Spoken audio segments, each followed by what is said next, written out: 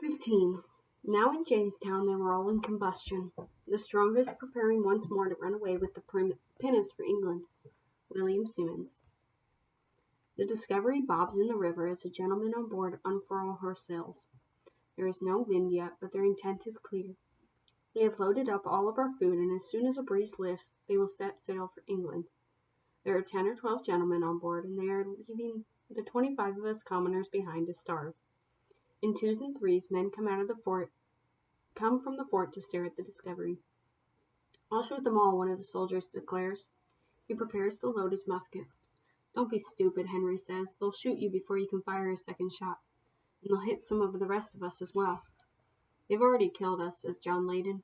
You think we'll make it through winter? The river will freeze over our fish nets. The birds are already gone, and there's nothing more to harvest. We might as well be shot. At least it'll be a quick death. My stomach grumbles for breakfast. I wonder how long it takes to die of hunger. I wonder if it hurts. The men continue to argue. Some think we'll be able to trade with the Indians, and others insist that the Indians will not trade now in midwinter, when they are probably going half hungry themselves. Many want to kill the gentleman or die trying. Reverend Hunt is standing near me. He is staring out at the ship, his face set in grim lines. Is it all lost, Reverend? I ask him. Are we doomed? He puts his hand on my shoulder. Do you see any wind? He asks. I take a good look at the surface of the river. There is hardly a ripple. I shake my head. The Discovery is not going anywhere. Yet. There is time for me to pray for a miracle. He walks off in the direction of the fort, to the chapel. I listen to the men argue about how to shoot to kill the most gentlemen at once. Richard touches my arm. His eyes are bright. Look, he whispers, pointing back behind us. At first I think I am seeing a vision, that my imagination is playing tricks. I see a dozen native men emerging from the forest near the fort. Some are bare-chested despite the cold, and some have deerskin mantles thrown over one shoulder. They are walking quickly. There is one man among them who is not quite a native, though not quite a man either, or a white man either. His hair is reddish-brown, but long and shaggy. He is wearing a deerskin mantle and also slops and shoes. Suddenly, it is as if my eyes clear, and I know who I am seeing. Captain Smith, I cry, and run full speed to greet him. Everyone starts clamoring at once. They're leaving us. They've stolen our food. We've no stores left. Those no good lazy gentlemen. We'll starve. Where have you been? Captain Smith holds up his hands to silence us. Help me with the cannons, he orders. We follow him to the fort, and our soldiers work to load the cannons and aim them squarely at the Discovery. Then Captain Smith marches down to the water's edge. Halt or be sunk, he shouts. Disembark at once or die. We watch as the gentlemen on board the ship huddle and talk.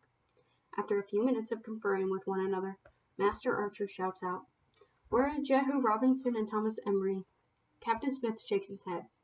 Dead, he answers, killed by the savages. The gentlemen confer some more and then begin to load the longboat with provisions to bring back to the shore. A cheer goes up among the commoners. Our food is being returned to us, but I have an uneasy feeling. Why did the gentlemen change their minds as soon as Captain Smith told them that those 2 men are dead? I watch them paddle the longboat toward the shore, and I think it almost feels too easy, this change in their plans. We turn our attention to Captain Smith with 100 questions.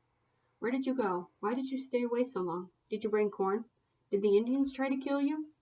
Later, he says. I will tell you all about it later.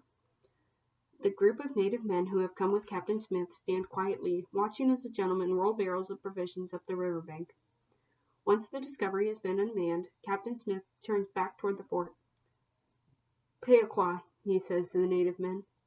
That means to go with him, I say to Richard. Richard and I follow too. Captain Smith brings the men to the fort where 2 of our cannons sit perched on an artillery platform. He speaks to them in Algonquian as best he can. Here, guns I promised to great Powhatan. You can take to him. My jaw drops open.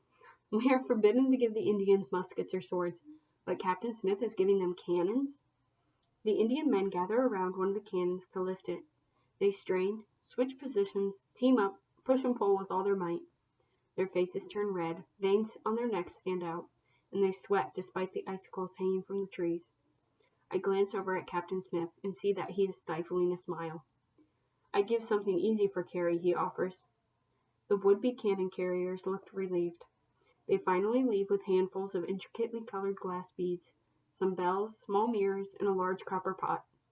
I wonder if the great Powhatan will be satisfied with the switch. So, we can skip over question 7 for now. We'll come back to it. Question 8. How does Captain Smith trick the Powhatan natives? How does Captain Smith trick the Powhatan natives?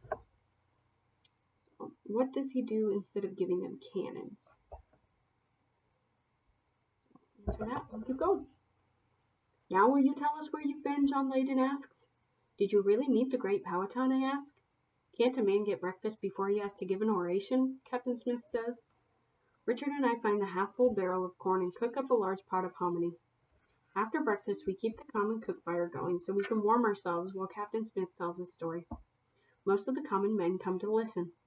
The gentlemen are again nowhere to be seen. Are they off sulking like scolded dogs, I wonder, or hatching a new plan? But once Captain Smith begins his story, I don't give the other gentlemen a thought.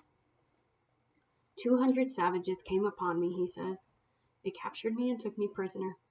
They paraded me from one village to another, and at each village there were ceremonies and dancing, with dancers painted red and black like fearsome devils. And there was feasting, lots of feasting. I was sure that as soon as I was fat enough for their liking, they would kill me and eat me. I thought the Powhatans were not cannibals, I blurt out. Captain Smith shakes his head. I didn't think so, but why else were they fattening me up? He raises his eyebrows at me. Finally, I was taken to the village of Werowocomoco. I was presented to Wahunsenakak, the great Powhatan himself. He sat on a throne covered with a large robe made of raccoon skins with the tails still on. All around him sat his court, upwards of 200 men and women, their faces and shoulders painted red, and crowns of white bird feathers on their heads. They had another feast, and then 2 large stones were brought and placed in front of Chief Powhatan. Captain Smith pantomimes lifting 2 heavy stones. Suddenly, 7 or 8 warriors jumped up from their seats and seized me. They dragged me over and forced my head down on one of the stones. 3 warriors stood over me with heavy clubs. They raised the clubs, ready to bash my brains out. I suck in my breath. Henry looks at me and rolls his eyes. Well, he didn't get his brains bashed out, now did he? He says. I glare at Henry and go back to listening. There was no way for me to escape. With so many men holding me down, I could not even move. Captain Smith says, I prepared to die. We are silent, waiting for the next turn in the story. Suddenly I heard the voice of a child begging for my life to be spared. But Chief Powhatan refused the request. He declared, no, the Englishman will die. Then I saw who had been speaking. It was a little girl, about 9 or 10 years old. She came running over to me. She ignored the warriors with their raised clubs. She gathered my head in her arms, and laid her own head down over mine. The warriors could not strike a blow now without hitting her first. We were amazed by what we have heard. After a moment, Henry breaks the silence. Oh, I don't believe it, he says. You made it all up. You did. Captain Smith is on his feet in a second. He catches Henry up by the front of his shirt. That little girl has more courage than you will ever have, and don't you ever call me a liar again. Henry cowers. Yes, sir, he says. I want the story to continue, but just then President Ratcliffe, Master Martin, Master Archer, and a few of the other gentlemen come crowding into our circle. Several of them grab Captain Smith and hold him fast. We are too stunned to do anything. What is going on here? Captain Smith bellows. He thrashes at the men, but they jerk his arms behind his back, tie his hands together, and clamp chains around his ankles. Stop this, John Leyden cries. He lifts his musket, but it is beaten out of his hands by Master Archer. Watch yourself, or you'll face the gallows as well, Master Archer warns. Gallows? You are under arrest, Master Archer announces.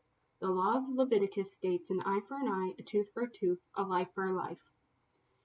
You are responsible for the deaths of Thomas Emery and Jehu Robinson, as they were in your care. You will pay for those deaths with your life. Your execution will be at sunup tomorrow. Captain Smith struggles, but he is tied so tightly, hand and foot, that he can hardly move.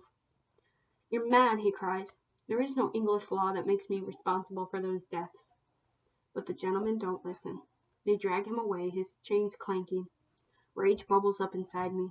Without thinking, I snatch up a rock and hurl it at the back of Master Archer's head. Master Archer howls.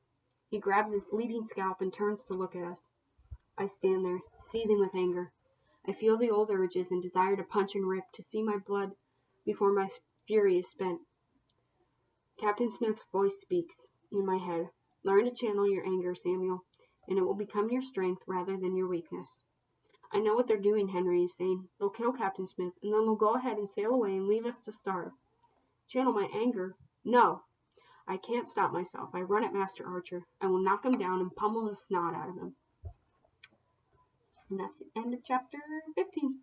So with that, you can go back to the 7th question, right before tricking the Powhatan. So what are the gentlemen planning to do? What are the gentlemen planning to do? What do they want to do to Captain John Smith? So the way you can start your sentence is the gentlemen are planning to, and answer. And then the next one, what do you think will happen to Captain Smith? So you can say, I think blank will happen to Captain Smith. Or I think Captain Smith will be what? And then same thing with Samuel. What do you think will happen to Samuel? So I think Samuel will what? Will be, well, what? So after you answer those, you can go ahead and submit your quiz. And that's all we have for today. So I'll see you next time.